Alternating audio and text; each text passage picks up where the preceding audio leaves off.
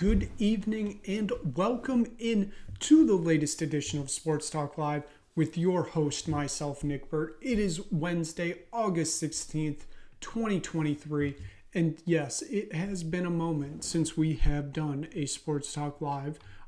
If you've seen the channel, we have debuted a few new shows.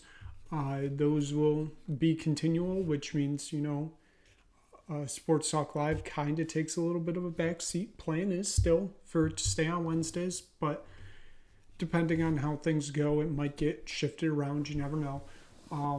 We got a lot to talk about tonight, kind of.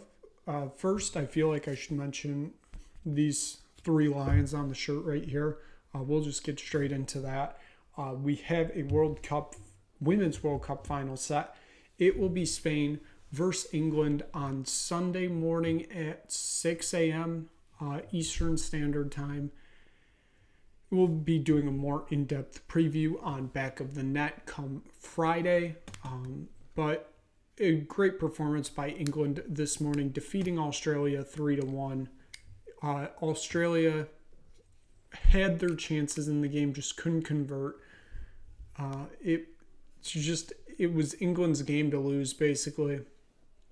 They did give up some costly turnovers, so did Australia, but it was England who capitalized on those compared to Australia capitalizing on those. So England are through to the final for the first time in the women's team history, for all of the English FA, first time since 1966 when the men made it to the World Cup final and beat West Germany 4-2 in extra time. But Spain also will be going into their first Women's World Cup final. I believe this is the Federation's second final overall, too. The men won in 2010, obviously. So it's going to be an interesting game come Sunday. Like I said, a more in-depth-ish preview coming up on Friday in Back the Net, so make sure you tune in for that one. So given that, there are still some other things to talk about. It is Wednesday, which means CFL Power Rankings are back. Last week, with how the schedule worked out, that the Power Rankings didn't happen, so they have been adjusted accordingly. Not a ton of changes needed to be changed in the past 2 weeks, but still changes nonetheless. Before we get to those CFL Power Rankings, let's go with the NFL here. We are in the middle of training camp season, which means we're in the middle of preseason football season. And we do have some news coming out from training camps, especially today, injury-wise. Tampa Bay Buccaneers wide receiver Russell Gage will be out this season with a torn ACL, which is just absolutely terrible. The Buccaneers are losing one of their best wide receivers, and it's hard to replace a player of that caliber, so close to the season. So that is a terrible loss for the Buccaneers. It's still going to be interesting to see how their season plays out, given that Tom Brady is no longer their quarterback.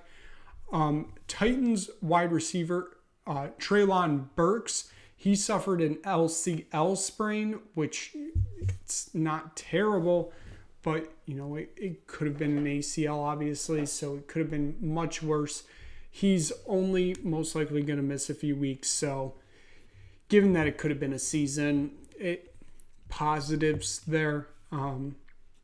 Lions wide receiver Jameson Williams left practice early today after injuring his hamstring. I don't think there's been anything to come out of that since that happened this afternoon. He's already suspended the first 6 games of the year because of the gambling policy. So if he is truly injured, hopefully he would be back by the time his suspension would be over. So that should be something interesting to watch for. Not training camp news, but still NFL news.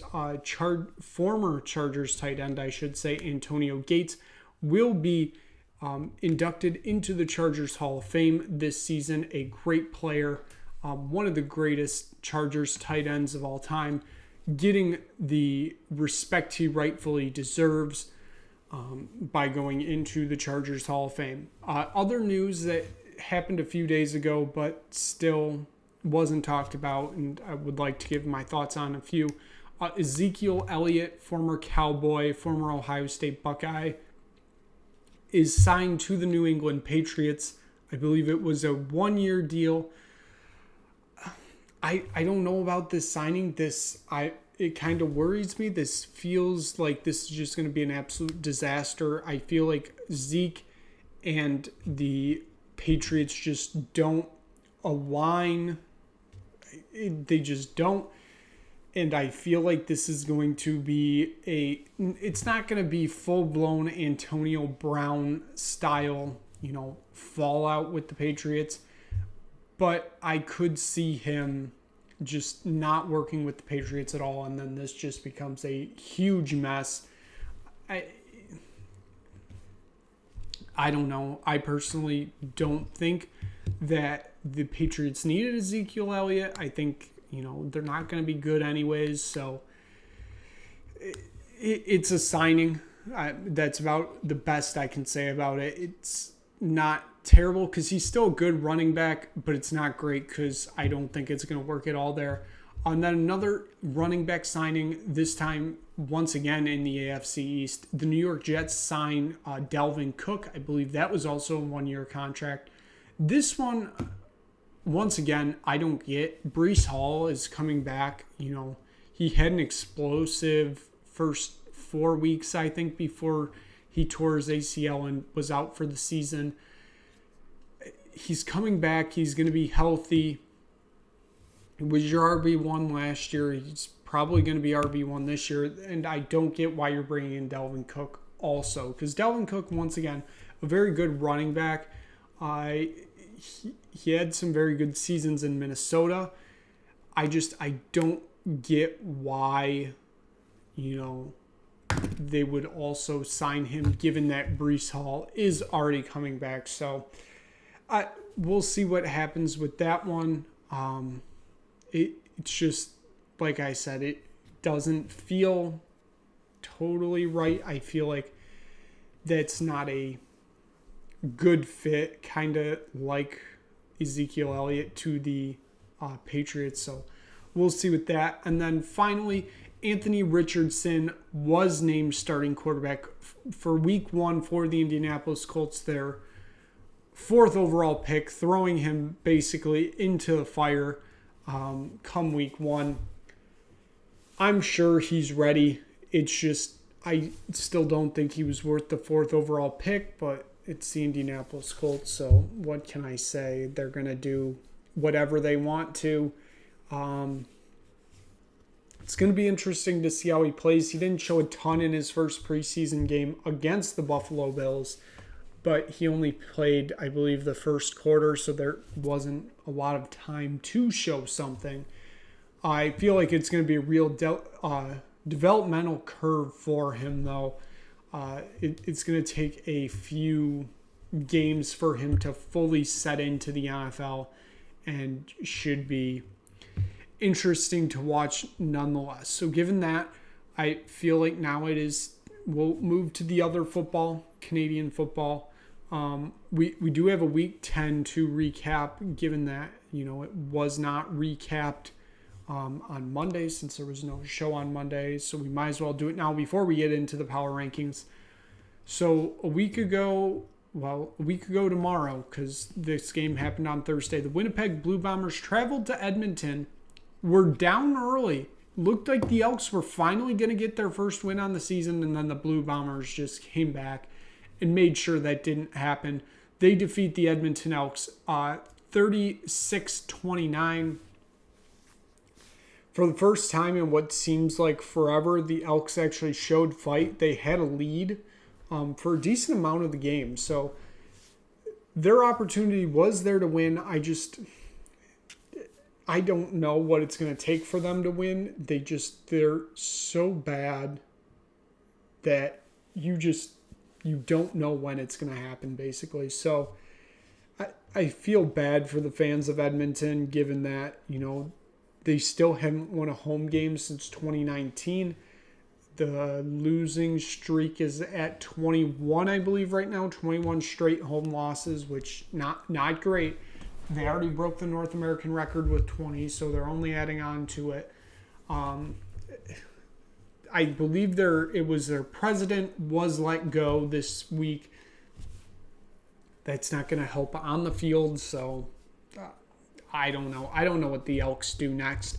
On Friday night, the Rough Riders traveled to Montreal to face off against the Alouettes, and they just got blown out of the building. The Alouettes went 41-12.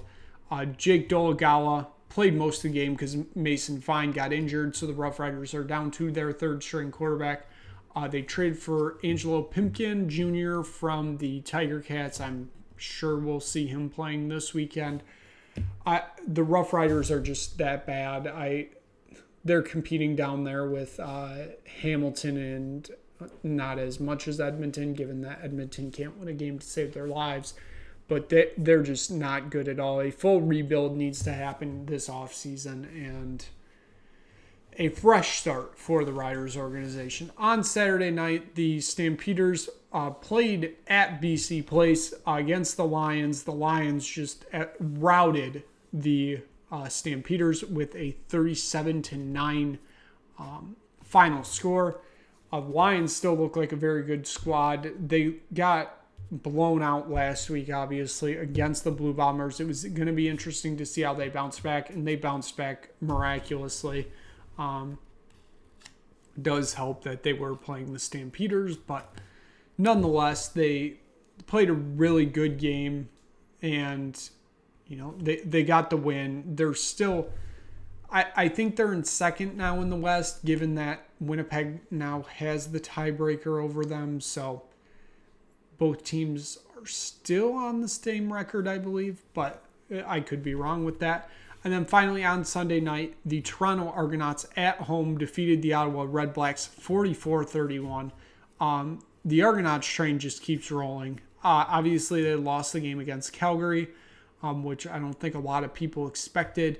But the train just keeps rolling for the Argonauts. It seems like they're on the fast track to the Grey Cup. It's going to be interesting to see how this plays out, because we are starting to get right around midseason. After this week, we are officially at the midway point of the season.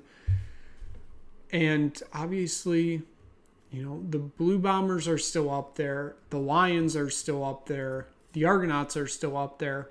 But everybody else is just average, really, and some below average, if we're honest, which means it's time to split up those very good, the average, and the below average in this week's CFL Power Rankings. So, in ninth, as always, the Edmonton Elks. I don't see a way for them to move from 9 anytime soon. At 8, we have the Hamilton Tiger Cats. They're just there, basically. They're good enough to be up in, 5th, but they're just not playing up to those expectations. And yes, some of it is because Bo Levi Mitchell has been injured, but you at some point you got to overcome that adversity of not having your starting quarterback and just play better. At 7 is Saskatchewan Roughriders, another team that just needs to figure it out. Basically, we're down to the third string quarterback, so at some point you just got to accept that you're not going to be good, I guess, or just play a good game at one point. Who knows? I don't know what's next for the Riders also, because they need a rebuild right now, and you obviously can't do that midseason. In 6th, I have the Calgary Stampeders. In 5th, I have the Ottawa Redblacks. 4th, the Montreal Alouettes after that big win against the Rough Riders. In 3rd, officially dropping now since we didn't do one last week. They dropped because of the loss to Winnipeg last week. BC is at 3. At 2 is Winnipeg, so they move up. And still at 1 are the Toronto Argonauts. I, once again, don't really see them falling anywhere from 1 anytime soon, kind of just like how I don't see the Elks coming up from 9 anytime soon, if we're honest. So given that, that's going to wrap it up for today. Yes, there was stuff to talk about, but a lot of stuff also not to talk about at all. So once again, thank you so much for tuning in. We will be back live next Wednesday, so a week from today. Between that, we will have probably 2 Back of the Net episodes, one on Friday, one on Monday. You'll have a Top of the Perch probably Sunday, because that will be 24 hours after the game against Manchester United for Tottenham. Maybe on Saturday. Who knows? And then potentially also on Monday, a football-specific show that might potentially be happening. That might be Tuesday. Who knows? So thank you so much for tuning in. If you stumbled across this, check out those other videos that I was just mentioning that, are coming up, but you can watch the old episodes.